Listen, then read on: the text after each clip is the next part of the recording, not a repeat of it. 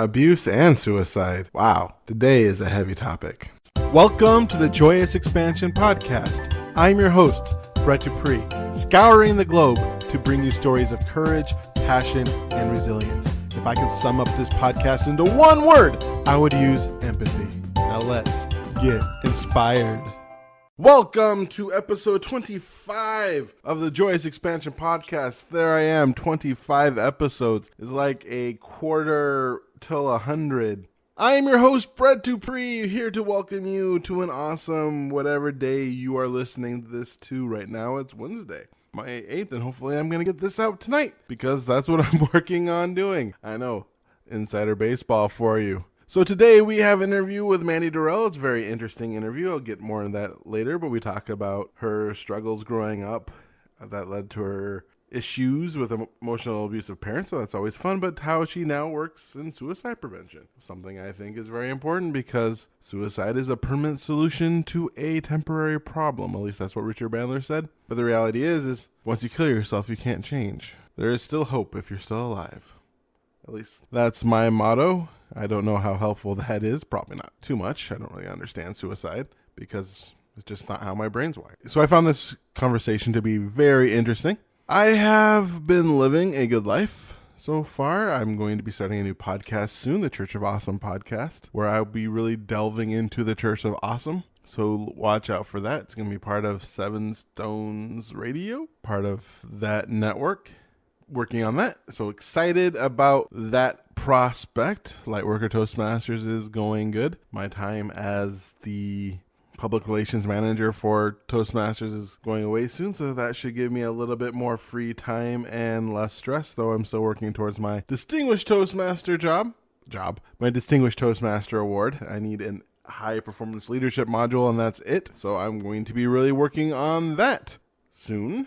So yeah, that's pretty much catching up with my life. My full-time job is still around and still making me money. I have decided a lot to go back to basics and really work on making my life awesome, which is why I'm really putting the Church of Awesome into a thing. That's my new vision, and that's where I am living. So if you go on Facebook, Church of Awesome, we have a group. I already got the domain, The Church of Awesome. Watch out for that website.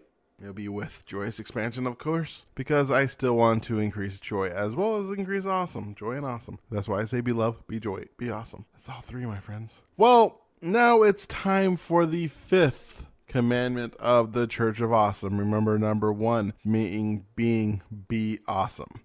Beginning with the end in mind and work towards your goals. Number 2 is treat yourself awesome. How you treat yourself is very important, and the reason why it's number 2 is because it circumvents all other ones that come after it, because number 3 is have an awesome mindset. So that's a way to treat yourself awesome, is to work on your mindset. And number 4 is treat other people awesome, which is important, which is why number 2 circumvents it, because you want to treat yourself awesome before you treat everyone else. But you got to take care of yourself first and not martyr yourself out there. But at the same time, a rising tide raises all ships. And if we treat each other awesome, everything is great. The 5th commandment of the Church of Awesome is be friends with failure. Yes. Friends with failure. Success is not guaranteed, but if you are committed to your success, you increase your chances of succeeding. And the way you do that is become friends with failure. In fact, I believe this is one of my most important. The reason why this is the 5th commandment, because this is the one that I need to work on the most. Failure has not been my friend because I have not developed a mindset, treated myself awesome, and treated others awesome when it comes to my personal failures, the stresses I put on myself. And when I would fail in the past, I would take it hard. And if things didn't go the way I wanted to, in fact, if you've been listening to multiple of my podcasts, you have heard me talk about how the fact that this podcast isn't as big as I would like. And the thing is, I don't have astrological numbers in mind. I was just hoping for 10 to 20. I get 10 views per podcast. I was hoping for 25 to maybe 100. I don't know. But at least 25 views per podcast, or at least see a growing number. But things are just kind of staying about the same. And there's a part of me that is just, that kind of wears on me. But if I were to truly live that point of awesome, being friends with failure would allow me to keep on pushing forward, learning how to improve, getting new ideas, because, number 3 is having a awesome mindset. So instead of looking at the fact that I do not have as many listeners as I want, asking myself, okay, how can we get more listeners?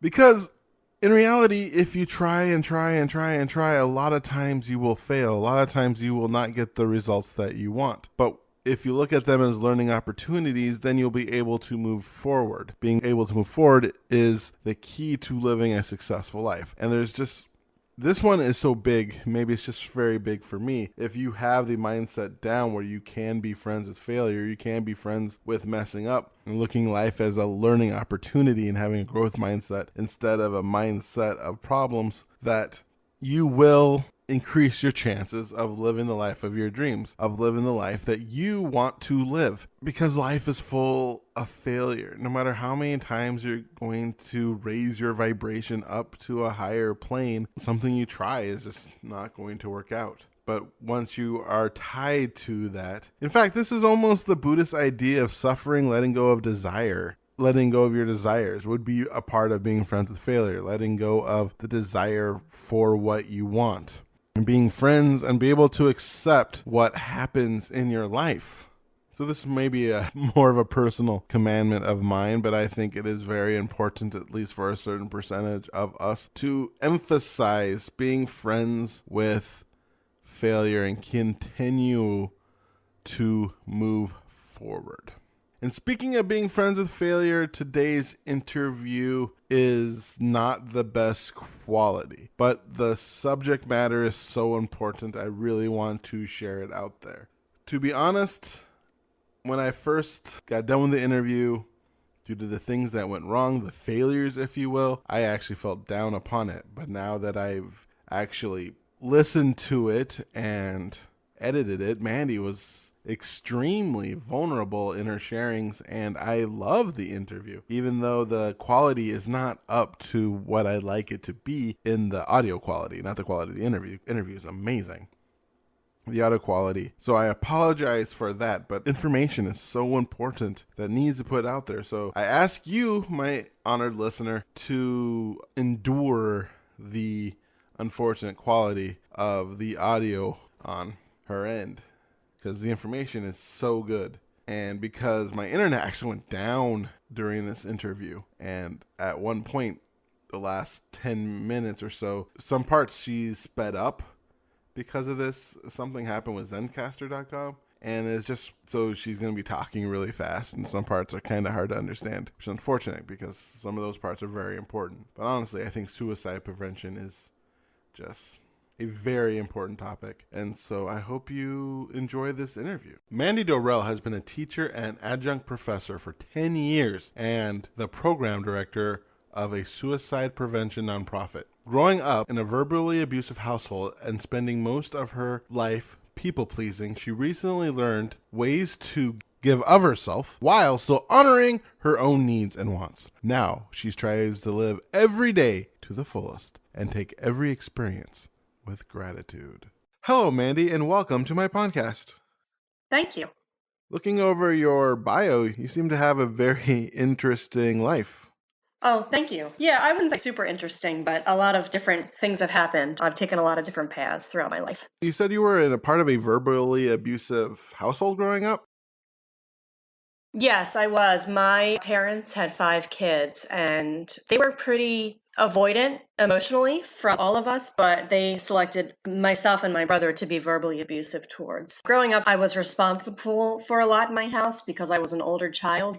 With that, no matter what I did, I couldn't do it right. And a lot of negative feedback about my personality, about things I did wrong. Just everything I did, or even just being present, was sort of an insult to my parents. And they made that very clear to me. Eventually, I just shut down and ignored everything they were saying and didn't respond to their discipline, didn't respond to anything they said. And because of that, they then pulled me into their bedroom and told me something was very wrong with me, that I needed to go to a mental hospital, which I asked why. I said, I don't think there's anything wrong with me. And they said, because you don't listen to us. And I said, if I listen to you, do I have to go to the hospital? And they said, no. So then it became abuse in a manipulative way. It became, if I wasn't doing what they needed, there was always that threat dangling over me. So not a safe environment in any capacity.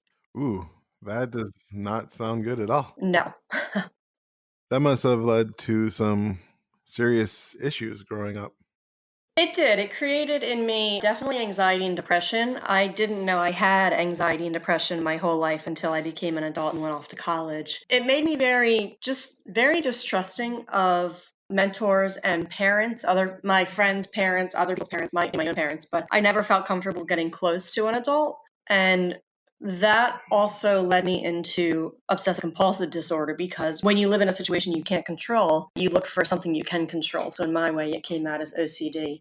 I've also had a series of both relationships and friendships that have been the recycling of my parents' interaction with me, not the verbal abuse by any means in my adult relationships, but just the essence that you don't belong here and we don't want you here. I've had that happen to me repeatedly. And once something starts coming up in your life, those patterns are repeated until they're healed. So you said you didn't discover you had anxiety and depression until you were in college. How did you discover that?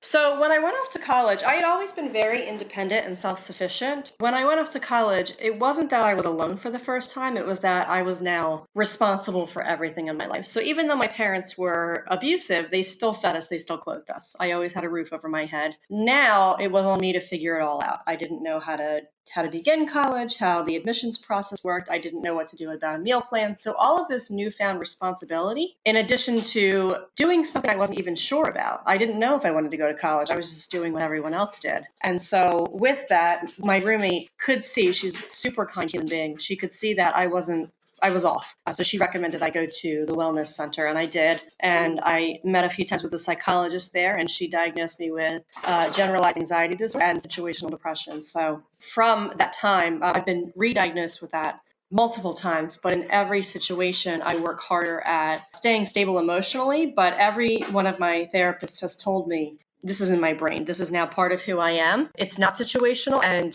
your brain alters when you have depression, and my brain has stayed in that altered state because of the way I was raised. Unfortunately, I'm on medication the rest of my life. However, it does help keep me balanced, and it does for the brain what the brain cannot do for itself. So although this wasn't something I caused, it's still something I live with. Did they explain to you how your brain actually changes? There's receptors, there's neuron connectors. I don't know where they are in the brain. Forgive me for that. The neuron receptors take the serotonin and move it to other areas of your brain. So, serotonin is that feel-good feeling. And when you have depression, clinical depression, that serotonin cannot move on its own. There's a blocker in the receptor, and so you never get that kind of full light feeling that you can feel on a really good day. That doesn't exist. So the medication that I'm on is one of what are called SSRIs, and they move the serotonin for the brain. So they get rid of that blocker and allow it to move freely. Oh, cool. So you can totally see a difference between when you take the medication and when you don't take the medication. Absolutely. I highly recommend medication for depression for adults. So I just want to put a little side note in there. There aren't enough studies and evidence to show what the dangers and risks are for children. For adults, if you have depression, I would recommend speaking to someone about medication. So you're going through your adult life and you've received your medication and anxiety. What did you do after that to work through your OCD and issues? One of the things that can happen sometimes with people on medication is we expect medication to be the fix for the problem. You pop a pill and everything goes away. So I did spend a couple of years in that kind of headspace. So I would take my medication, but I was not regularly at that time attending therapy. I wasn't doing anything to myself. So there was a flat feeling, which I enjoyed because it was better than crying for hours for no reason. But there were issues in my relationships with others and myself, and I couldn't quite figure out what was causing them. And it ended up that I had to get divorced because I had married someone who was not right for me, who I just married because that was also something you were supposed to do. So once I got divorced, I recognized, okay, there's something that I'm not hitting that I need to be hitting with myself. So I started going to therapy. I talked about getting divorced, and the therapist that I met then and still have taught me the truth. And the truth is that you can't do medication alone. You have to have therapy. And with good therapy, you're willing to break down really painful walls. You're willing to go into spaces that make you super uncomfortable, and you're going to move through them. with having medication, with finally attending therapy, I was taken into spaces in myself that I would never want to visit again. Therapy is not fun, and it's not supposed to be fun. But going to therapy makes it so that every time you deal with something painful, it's a way to make you grow. It's not repeated trauma coming back up over and over again. It's a trauma recognition. It's a skill to move past it, and it's a way to become a better, happier human. So while my medication was doing a great job on its own, it did an exponentially better job in conjunction with therapy. So I lived like that for a few years, really got into a great rhythm. And then one of my very good friends died from breast cancer in December 2017. When she died from breast cancer, I just went into this massive grief. Death hurts whether you know it's coming or not. In this massive grief, I couldn't get myself out of it. And 3 months into grieving her, my relationships were deteriorating. It's always a good barometer for me to know how my relationships are doing with how my mental health is doing. They go hand in hand. And I spoke with one of my friends at work who could see that things were going on with me. And she recommended I go to a little bit more of an intensive therapy than what I was going to. I live near Philadelphia, so I went to the UPenn Center for the Treatment and Study of Anxiety, and I met with a therapist with a doctorate, and she was working specifically for patients with anxiety, and it was in this assessment period that I was diagnosed with OCD. I didn't know I had an OCD diagnosis until March of 2018, so it's been just about a year that I've been aware of this. Knowing about OCD and knowing how to treat it has, again, made my life so much better. So I've gone from just starting medication to being stuck and into these patterns that came from childhood to leveling up and learning a little bit more about myself and becoming more aware to a place where I can be at peace day in and day out, regardless of what's going on around me. One of my favorite cartoons growing up was G.I. Joe, and I always remember at the end, they always do some fun little lesson for the kids, and their message was always, knowing is half the battle. Yeah, I forgot about that. But at the same time, that is very helpful. Having awareness of an issue allows you to do something with it rather than it being kind of this nebulous problem. Gives it form. A lot of people don't go to therapy because they don't know something's wrong. So I don't want to invalidate the fact that there are things that happen in our life that create this sense of awareness. You have to go through something difficult to know where you are in terms of where you want to be. But I believe that there are a lot of people who are just kind of coasting along, and I don't think it's their fault. I think it's that we're not raised in a culture that promotes self-awareness. We're also raised in a culture that kind of celebrates the idea of getting over something on your own rather than asking for help. Oh, absolutely. And especially for anyone older than 25, I would say. We've all been taught to be resilient, to stand on our own 2 feet. And now we've got a whole bunch of kids that are coming in that only ask for help 24/7. It's definitely taken a swing. I always find it funny because the saying of pick yourself up by your bootstraps actually exists because you can't pick yourself up by whatever your shoelaces or whatever they are would be in today because you don't have bootstraps. Ah, I like that. That's a very good point. So one thing that you mentioned I don't want to say way earlier, but earlier was you kept on doing things because that's what you were supposed to do. Yeah, so with being someone who was raised in a pretty emotionally abusive and neglectful household, I had no guides. So my mother and father never taught me how to do anything. Kids learn how to make their bed and how to brush their teeth, and girls learn how to do, or maybe boys too, I guess, learn how to do their hair. They teach you how to navigate friendships, what to do when you hit puberty. My parents never taught me any of that. They didn't care about teaching me that. They didn't want to. So the little that I knew, I learned on my own. And what I learned was there are ways you can make adults pay attention to you. My parents didn't pay any attention to me, so I had to find the adults that would, the ones that I trusted that would pay attention. And one of the people that paid attention to me and valued me was my librarian in elementary school. She pulled me out of class one day in 5th grade and said, "Hey, would you like to help me out in the library?" Well, I wanted to please this adult that I liked, so I said yes. And I helped her out in the library every week. And while that just isn't a regular, I guess, 5th grade job, I was being fed information that told me what I was doing was a good thing. So I volunteered in the library in 6th, 7th, and 8th grade. And then I volunteered in the library all through high school. And then I worked in the library through college. And then I got my library degree. Looking back on all that now, with the information that I had growing up, I had based my entire career on pleasing people. I had learned do what you have to do so you feel safe and so people around you are happy with you. So along with that, was getting married. My brothers had all gotten married, and I'd grown up with the message that even if marriage isn't great, you're supposed to be in a marriage. Between those two things, I had still been going along with what I was supposed to do, and that's right around the time that my friend died and I started OCD treatment. I've now woken up to the idea that, wait, Why am I living life for somebody else? I should be doing what I want to do. And how was that transformation of doing what you want to do? So I'll tell you that when you are someone that has done what everybody else wants you to do for years, and then you decide you're going to start doing what you want, people don't like that. No one likes change, especially if you're a people pleaser. People are very happy with people pleasers because they do what they want them to do. So going from being a people pleaser to a non-people pleaser has left a lot of people shaken in my life. So there have been some painful experiences. I have lost more relationships, but the upside is knowing what I want to do and staying focused on my actual goals rather than what I was told or decided my goals were has made me even so much happier than I was last year getting diagnosed and getting treated, because now I'm surrounding myself with things I care about that bring me happiness and validation. I'm sharing that with the world around me, and I'm sharing it now with new relationships and new friendships with people that honor that and don't want you to be a people pleaser. So the place I spend the most time besides my house and work is at my friend's yoga studio, Homegrown Yoga. She is a fairly new friend. I've known her for about 10 years, but we've been friends for 3. And going into her studio, everyone feels safe there because you walk in as you are and no one expects you to do anything other than your own path that day. So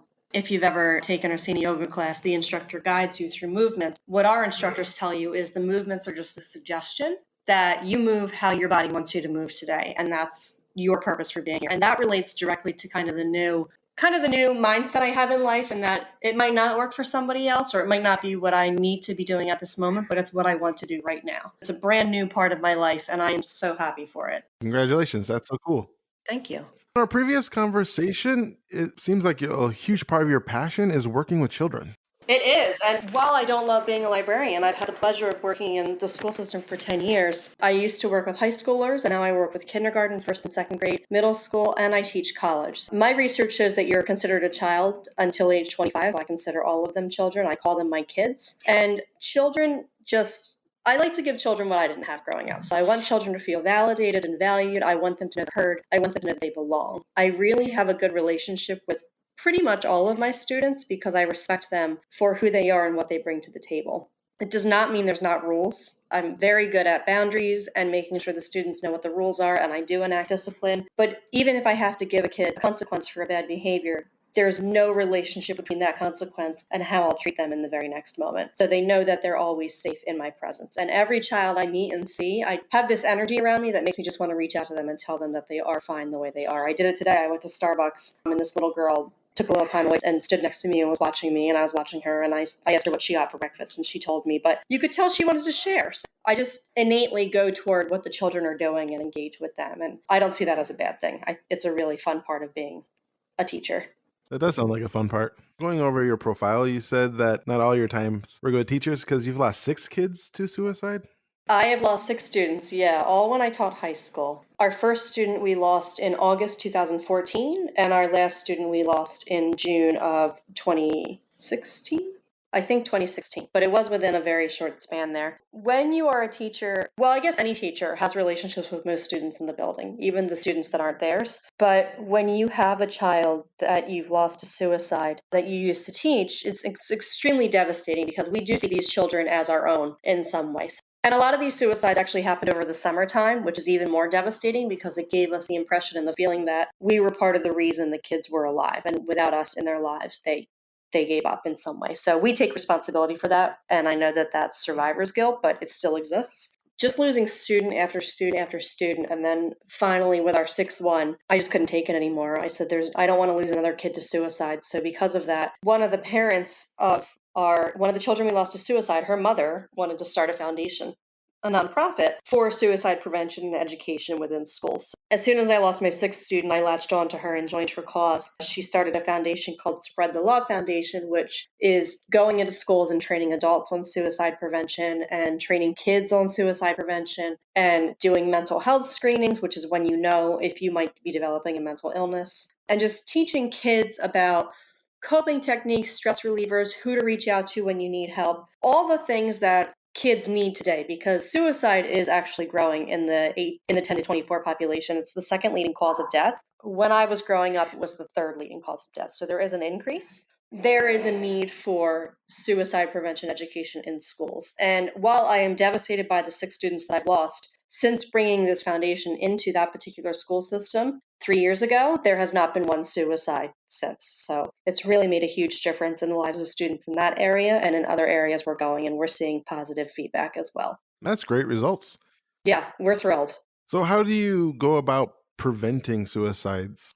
Well, suicide prevention is not the issue with suicide prevention is first, people don't talk about suicide, or we see it as the exception to the rule. It's not likely to happen to us, it might happen to someone else. And the second issue is people think that only therapists can prevent suicide, but the truth is everyone can and should be responsible for preventing suicide. What it all comes down to, without giving you the training, is there's a lot of communication between the person who is suicidal and their friends and their family, communication friends and the family. And the more people involved in a person's life communicating with that person, the more likely you will be to figure out if there's signs of suicidality.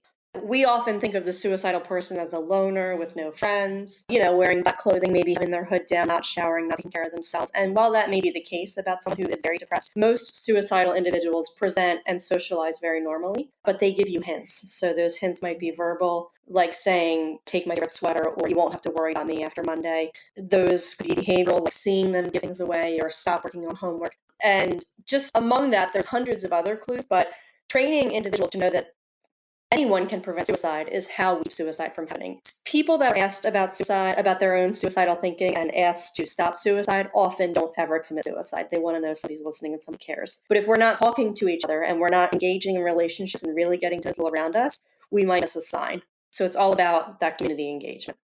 It's nice to know that there's something that we can actually do about it. It's not some nebulous thing that's just happening through education and getting people involved, that we can reduce suicides is hopeful. Yeah, very helpful. And the truth of the matter is we've been able to do something about it our whole lives, but many people don't know that they can. And there's also many organizations that won't. For example, the Golden Gate Bridge in San Francisco is the #1 bridge in the U.S. for suicide. More people die off this bridge than any other bridge in the U.S. You would think that San Francisco or neighboring communities would put suicide prevention signs on the bridge, or they would put some sort of netting up, or they would have a mental health person sit on the bridge. There are tons of solutions that could come into place. The truth is they haven't done anything about it, ever. So despite the fact they've consistently #1 for suicides, they've yet to follow through on a proposed solution. Even those that can often don't, which is why the statistics are so high. Yeah, I remember reading an article, I believe it was Japan, that just changed the lighting in their subways to blue, and that dramatically reduced the amount of people who commit suicide via jumping in front of trains and subways. Wow, I did not know that. I'll have to look that article up. That sounds cool. So we're getting to the end of our interview, and one thing that I like to ask my interviewees to do is to give a 1 minute of motivation, something along the lines of, you have a time machine and you go back in time to your 8-year-old self, but you only have 1 minute to convey the information that could change their life forever, or basically condense your main message down to a minute. Yeah, so overall, I would say to myself and to other people that you and what you want to do matters. Other people's opinions don't matter. As a child, we don't have much control over our situations, but as adults, we have full control. And if we are feeling blocked or stuck in some way, or something's not working, getting help or figuring out what's going on is the #1 way to get unstuck. Don't be afraid of the pain. Don't be afraid of the unlayering. What comes out underneath all of that is just a better, more whole version of yourself. I encourage anyone that needs therapy or any outside support to go find it, and to be willing to go and dig deeper to make it out on the other side in a much happier way. Awesome. Thank you, Mandi, for coming on to my podcast. I really enjoyed your story of how you gone through so many relatable things as a child. Well, I say relatable because I also have abandonment and some issues, and my mom especially, had a very abusive father and an emotionally abusive mother for the most part. And hearing how you got help to get through it is very helpful for me, and I'm sure for many of my listeners. And your work upon reducing the suicides in your local area and beyond is very commendable. So I thank you for coming on my podcast, and thank you for your service to this world. Thank you so much for your time. I appreciate it. Hope you have a fabulous day. Thank you. You too. And there you have it, folks. That is the interview with Mandi Dorrell. Talk about what a story, and I really thank her for all the awesome things that they shared. Suicide is a very important topic, and something that she's right, we don't discuss enough in our society. In fact, May is Mental Health Month. One of the ways we are celebrating is, I believe there's a hashtag Stop Suicide. And so if you listen to this, definitely share out this podcast and the information on Mandi Dorrell. If you want to follow more of her, you can follow her on Instagram at themessyohm, OHM. Also, if you want more information about suicide prevention programs, check out www.yourzenself.com. Yeah, listening to that interview, talk about being friends with failure, thinking about how I didn't do the best job of following up on how her background informs her desires and ways to relate to the children that she works with. One thing I know about people, at least something I'm noticing about people who have gone through things like that, is that then they want to help other people as well. People who have gone through struggles, at least on my podcast, have come out as ways to utilize those struggles to help people. One of my old teacher Satya and Raja would say it was a way to make music out of your kinks, and your kinks would be the things that hurt you in the past, not sexual kinks, but something along the lines, make music out of your pain, and the way you serve people is how you do that. And it's awesome that Mandi Dorrell was able to take her verbal abusive household and her people pleasing and turn it in a way to being people serving and creating a program to help save children's lives. And I am sure that even if her program didn't prevent a suicide, I don't mean prevent a suicide, I mean it probably did prevent a suicide, but I'm saying that even for someone who wasn't suicidal, but that the program caused someone to reach out to, that person probably needed that pick-me-up. I know for myself, I've never been suicidal. I have been unhappy. I spent a lot of time unhappy. And I know, especially during my high school years. And it would have been nice if someone reached out back then. I think that would have been very beneficial to me. Also, it's very easy to be smiling and unhappy. I've learned that in the last, 3 years. I haven't been the happiest person, but I've been joyful, if you will. Or I've just been anxious and joyful. A combination that I didn't know that was possible. But that's what you learn when you go through personal development. There's all new ways to mess up yourself in all exciting ways. But I really did enjoy that interview with Mandi. I am very thankful for what she shared, and hopefully that you got something out of it. And if you did get something out of it, I would love to hear from you. You can email me at bre2ts @joyousexpansion.com. You can also follow me on Facebook at Facebook Increase Your Joy. And I'm also on Instagram at Joyous Expansion, and I am on Twitter at Joyous Expansion, and my website is www.joyousexpansion.com. There I also have a free ebook for you. Wouldn't that be cool if you can download it? If you like this podcast, go to pod.joyousexpansion.com for more of them. Also, I believe I'm available on Stitcher, iTunes, anywhere where you can put up a podcast for free. So I'm not on iHeartRadio. Ha ha ha. This is Brett Dupree, wishing you a wonderful whatever day you are listening to. I am truly grateful that you listen to my podcast. I'm truly grateful that you exist. And I love the fact that just by listening to this podcast, I know you are someone who wants to make this world a better place. And because of that, I appreciate you for who you are. I love you for who you are. And once again, I remind you, I, Brett Dupree, champion of authentic joy, catalyst of transformation, supreme guru poobah of the Church of Awesome, wishes you to be love, to be joy, to be awesome. Now play my jingle. JoyousExpansion.com. JoyousExpansion.com. Come and say hello to Brett Dupree. He is an inspirational life coach. Good for you and good for me. He turned my life from grey to blue. I'm sure he'll do the same for you. Get in touch and you'll see your life will change dramatically. JoyousExpansion.com. JoyousExpansion.com. Yeah.